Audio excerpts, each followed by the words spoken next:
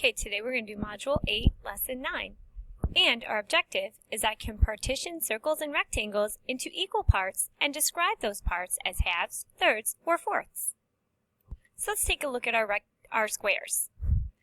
We have 3 squares here. And I'm showing 3 different ways to split it into equal pieces.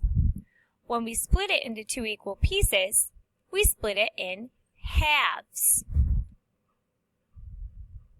or in half. So let's take a look.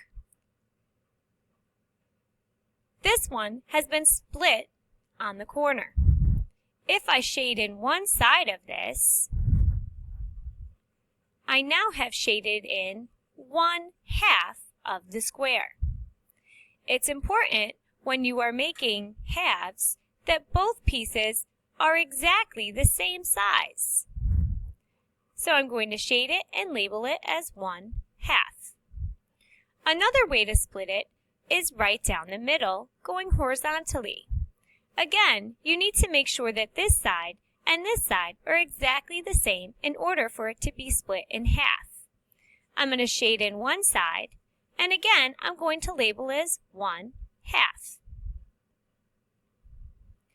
And then the last way I could do it is a vertical line down the center, making sure again that this side and this side are exactly the same. If I shade in one side, I again have 1/2. When we split something into 2 equal pieces, we split it into what's called halves. Let's take a look at, you're going to choose one way and you're going to draw it in your notebook. Do your best to make both halves equal. Then color in 1/2 and label it as 1/2, just like I did. When you've finished, move on to the next slide. Now we're going to take a look at a circle. Draw a circle in your notebook. Next, we're going to draw a line down the center of our circle. You want to do your best to make sure that this half is exactly the same as this half. We're going to choose 1/2 and shade it in. And then we're going to label it underneath as 1/2. So we've split our circle into 2 equal parts, colored one in, and then labeled it as 1/2. Remember, when we split something into 2 parts, we're splitting it into halves, but both halves have to be exactly the same size.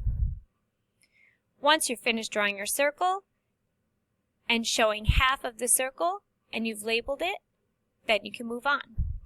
Let's take a look at these shapes. Do these shapes show halves? You're going to write a yes or no next to each number in your notebook. We're going to do it together. So let's take a look at our first one. This is a circle. Does this circle show halves? Well, it does not show halves. It doesn't show halves because this piece is much bigger than this piece. In order to show halves, both pieces must be the same. Now let's take a look at number 2, the heart. Is this heart show halves? Yes, it does show halves because this side is exactly the same as this side. Let's look at the star on number 3. Does the star show halves? No, the star does not show halves because this piece is bigger than this piece. And then let's look at number 4, the rectangle. Does the rectangle show halves? Yes, the rectangle does show halves because this piece is the same side as this piece. It's been split into 2 equal pieces. You're going to do this one on your own in your notebook. First, you need to draw a rectangle. Then you are going to partition the rectangle into halves, making sure that each half is exactly the same size. After you've partitioned it in halves, you are going to shade one half of the rectangle and then label it as 1/2. When you're finished with this problem, you're done with today's lesson.